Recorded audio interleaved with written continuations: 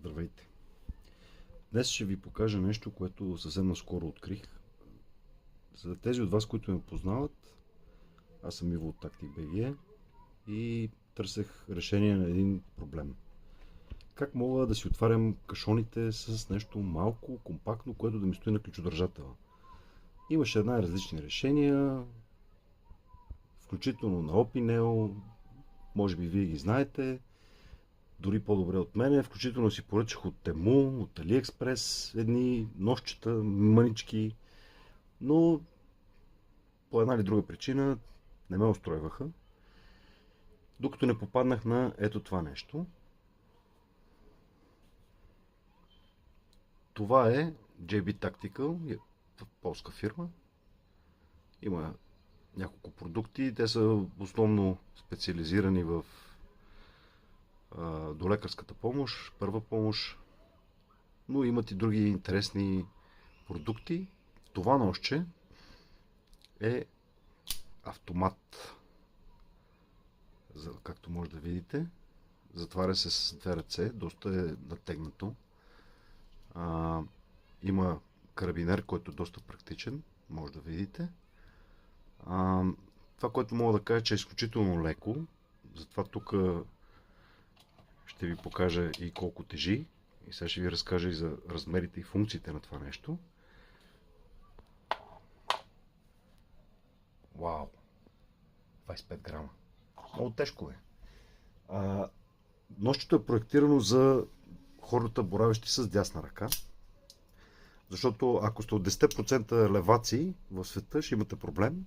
Затова ще трябва да го отваряте по този начин с показалец.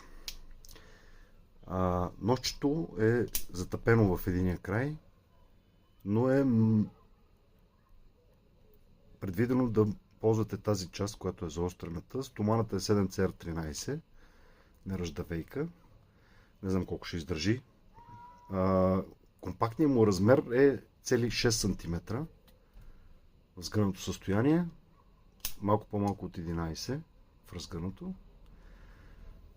Цял ден си играя с него, много ме кефи. Може да се закачи на раница, на кука за колан, на самия колан. Виждате, не е голямо пространството на самия карабинер, но пък достатъчно.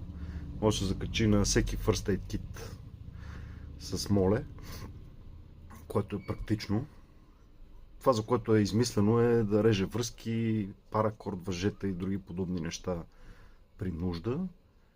Това, за което аз го ползвам, е да отварям кашони. И това нещо ми стои на ключодържателя. Изглежда доста интересно, както може да видите. И ако се отваря, всеки път се изненадвам. Може да се изненадате и вие. Може да го видите това нещо на сайта ни, Tactic.bg, един от новите ни продукти. Ако за вас представлява интерес или мислите, че това е нещо, което би ви било полезно и не сте от леваците, 10% от населението, 700 милиона души, които биха се затруднявали да го отварят, защото проектирано е за останалата част от хората, все пак заслужава си да го погледнете и да видите дали на вас може да ви върши същата работа. JB Tactical, Tactic.bg.